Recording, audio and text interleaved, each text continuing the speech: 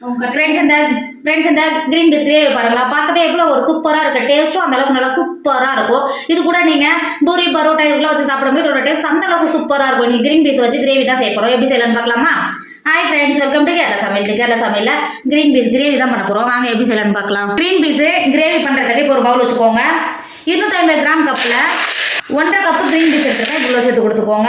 Green பீஸை சேர்த்து கொடுத்துட்டு கிரீன் பீஸ் முங்குற அளவுக்கு தண்ணி சேர்த்துக்கோங்க. எக்ஸ்ட்ராவே தண்ணி சேர்த்துக்கோங்க. நீங்கள் எக்ஸ்ட்ரா தண்ணி சேர்த்தா மட்டும்தான் நல்லா சாஃப்டாக ஊறி வரும். தண்ணி சேர்த்து கொடுத்துட்டு மூடி போட்டு ஒரு 8 மணி நேரத்துக்கு மாற்றி வச்சுக்கோங்க. கிரீன் பீஸ் நல்லா ஊறி வந்துடும். மாற்றி வச்சுக்கோங்க. 8 மணி நேரம் ஆயிடுச்சு. நம்ம ஊற வச்சா கிரீன் பீஸ் எந்த அளவுக்கு நல்லா ஊறி குண்டு குண்டாக இருக்குது பார்த்தீங்களா? இங்கே பாருங்க. இப்போ ஒரு 2 டைம் நல்லா கழுவிட்டு தண்ணியை வடிகட்டி எடுத்து வச்சுக்கோங்க. நம்ம கிரீன் பீஸ் கிரேவி பண்ணுறதுக்கு முதல்ல ஒரு மசாலா ரெடி பண்ணிக்கலாம். இப்போ இரும்பு கடாயை எடுத்து வச்சுக்கோங்க. ஒரு 2 டேபிள் ஸ்பூன் எண்ணெய் சேர்த்துக்கோங்க. எண்ணெய் சேர்த்து கொடுத்துட்டு ஒரு துண்டு பட்டை, ஒரு அன்னாச்சி பூ, ஒரு 5-6 கிராம்பு சேர்த்துக்கோங்க. சேர்த்து கொடுத்துட்டு அது கூடவே 1 டேபிள் ஸ்பூன் பெருஞ்சீரகம் சேர்த்துக்கோங்க. அது கூடவே 1/2 டேபிள் ஸ்பூன் ஜீரகம் சேர்த்துக்கோங்க. 1 டேபிள் ஸ்பூன் மிளகு சேர்த்துக்கோங்க. 2 டேபிள் ஸ்பூன் மல்லி எடுத்து வச்சுருக்கேன். இப்போ உள்ள சேர்த்து கொடுத்துக்கோங்க. சேர்த்து கொடுத்துட்டு ஒரு 5 நிமிஷத்துக்கு இந்த எண்ணெயிலே நல்லா வறுத்துக்கோங்க.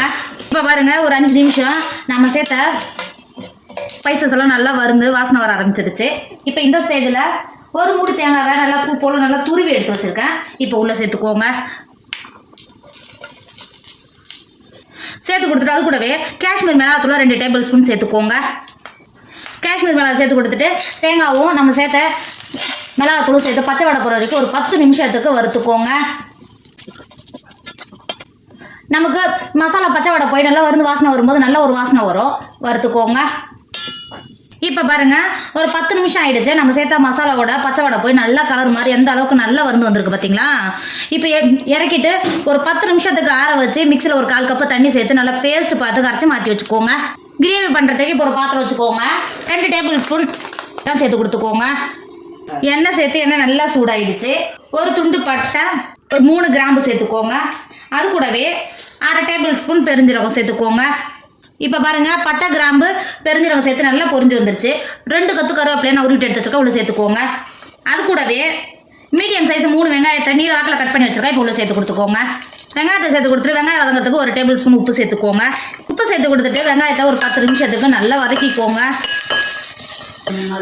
இப்போ பாருங்கள், வெங்காயம் எந்த அளவுக்கு நல்லா வதங்கி வந்திருக்கு பார்த்தீங்களா? இப்போ இந்த ஸ்டேஜில் 2 பச்சை மிளகாவை நீல வாக்கில் கட் பண்ணி வச்சுருக்கேன். இப்போ உள்ள சேர்த்து கொடுத்துக்கோங்க. பச்சை மிளகா சேர்த்து கொடுங்க. உங்களுக்கு காரத்துக்கு அனுசரித்து சேர்த்து கொடுத்துக்கோங்க. சேர்த்து கொடுத்துட்டு அது கூடவே 2 பழுத்த தக்காளியை நீல வாக்கில் கட் பண்ணி வச்சுருக்கேன். இப்போ உள்ள சேர்த்து கொடுத்துக்கோங்க. தக்காளி சேர்த்து கொடுத்துட்டு அது கூடவே 1/2 டேபிள் ஸ்பூன் மஞ்சள் சேர்த்துக்கோங்க. மஞ்சள் சேர்த்து கொடுத்துட்டு தக்காளியை ஒரு 10 நிமிஷத்துக்கு நல்லா வதக்கிக்கோங்க. பாருங்க, தக்காளி ஒரு 10 நிமிஷத்துக்கு எந்த அளவுக்கு நல்லா வதங்கி வந்திருக்கு பார்த்தீங்களா? இப்போ இந்த ஸ்டேஜில் 2 டேபிள் ஸ்பூன் இஞ்சி பூண்டு பேஸ்ட் சேர்த்துக்கோங்க. இஞ்சி பூண்டு பேஸ்ட் சேர்த்து கொடுத்துட்டு ஒரு டைம் நல்லா கிண்டி கொடுத்துக்கோங்க. இந்த அளவுக்கு நல்லா கிண்டி கொடுத்துட்டு ஏற்கனவே நம்ம ஊற வச்சு கழுவி மாற்றி வச்சுக்கோம்ல, கிரீன் பீஸை உள்ள சேர்த்துக்கோங்க. சேர்த்துட்டு ஒரு 10 நிமிஷத்துக்கு நம்ம சேர்த்த தக்காளி வெங்காயத்தோட நல்லா வதக்கிக்கோங்க. நல்லா கிண்டி கொடுத்துட்டு தண்ணி எதுவும் சேர்க்காமலே ஒரு 10 நிமிஷத்துக்கு வேக விடுங்க. இப்போ பாருங்கள், ஒரு 10 நிமிஷத்துலேயே மசாலாவோட எந்த அளவுக்கு நல்லா கிரீன் பீஸ்லேருந்து வந்துருக்கு பார்த்தீங்களா? இங்கே பாருங்கள். இப்போ இந்த ஸ்டேஜில் நம்ம ஏற்கனவே அரைச்சி எடுத்து வச்சுருக்கோம்ல, மசாலாவை உள்ளே சேர்த்துக்கோங்க. மசாலா சேர்த்து கொடுத்துட்டு ஒரு டைம் நல்லா கிண்டி கொடுத்துக்கோங்க.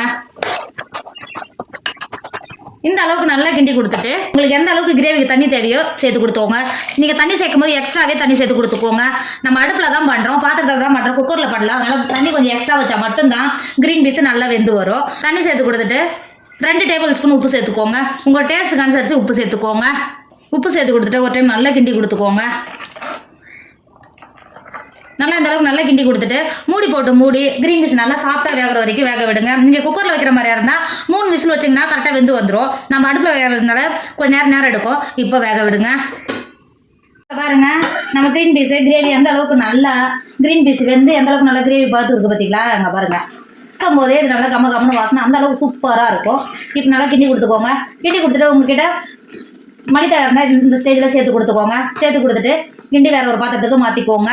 நம்மளோட green peas gravy super idea ஆயிடுச்சு. இதோட டேஸ்ட் அந்த அளவுக்கு சூப்பராக இருக்கும். நீங்கள் இந்த மாதிரி கிரேவி பண்ணிட்டீங்கன்னா பூரி பரோட்டா சப்பாத்தி இட்லி தோசை அதுக்குள்ளே வச்சு சாப்பிடும்போது இதோட டேஸ்ட் அந்த அளவுக்கு சூப்பராக இருக்கும். இன்றைக்கி நான் வெள்ளாப்பத்தை கூட தான் வச்சு சாப்பிட போகிறேன். இதோட டேஸ்ட் அந்த அளவுக்கு சூப்பராக இருக்கும். கண்டிப்பா நீங்க இது மாதிரி வீட்டில் செஞ்சு கொடுத்துட்டா வீட்டில் இருக்கிற குழந்தைங்க இருந்து பெரியவங்க வரைக்கும் விரும்பி சாப்பிடுவாங்க. டேஸ்ட்டும் அந்த அளவுக்கு சூப்பரா இருக்கும். கண்டிப்பா நீங்களும் ட்ரை பண்ணுங்க. என்னோட வீடியோ உங்களுக்கு பிடிச்சிருந்தா உங்க ஃப்ரெண்டு உங்க ஃபேமிலிக்கு ஷேர் பண்ணுங்க. மறக்காம கேரளா சமையல் சப்ஸ்கிரைப் பண்ணிக்கோங்க. தேங்க்யூ.